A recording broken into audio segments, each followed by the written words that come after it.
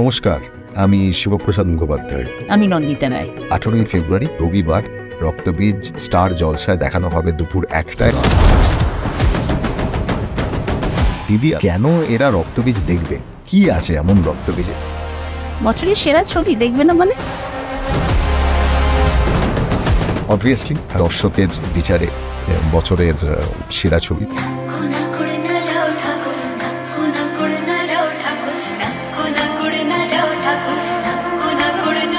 এবং বাংলা সিনেমার 2023-এ যা সিনেমা রিলিজ হয়েছে সেদিক থেকে রক্তবীজ সবচেয়ে বড় বাজেটের সিনেমা এবং অবভিয়াসলি কাস্টিং অনুযায়ীও। ঠিক ঠিক ঠিক রক্তবীজ আমাদের খুব ambitious project.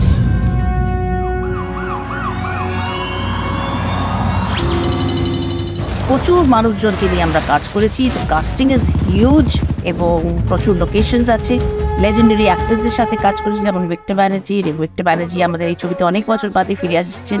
All in all it's a grand spectacle এবং আমার মনে হয় আপনাদের সবাই খুব ভালো লাগবে।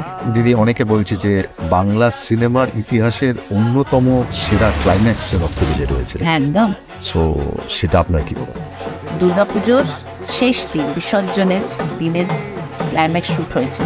আমরা বুঝতেই পারছি যে কত মানুষজন ইনভলভ ছিল এই ক্লাইম্যাক্সে। তাহলে রক্তবীজ কেন দেখবেন? রক্তবীজ 2023-এর সবচেয়ে বড় সিনেমা। বড় আঙ্গিক যদি বলি তাই, বড় গল্প যদি বলি তাই, বড় কাস্টিং যদি বলি তাহলে তাই। দুই প্রজন্মের মিলন রয়েছে ভিক্টর বন্দ্যোপাধ্যায়ের তার কামব্যাক সিনেমা। বাংলা টেলিভিশনের পর্দায় বহুদিন বাদে ভিক্টর বন্দ্যোপাধ্যায়কে আবার দেখা যাবে।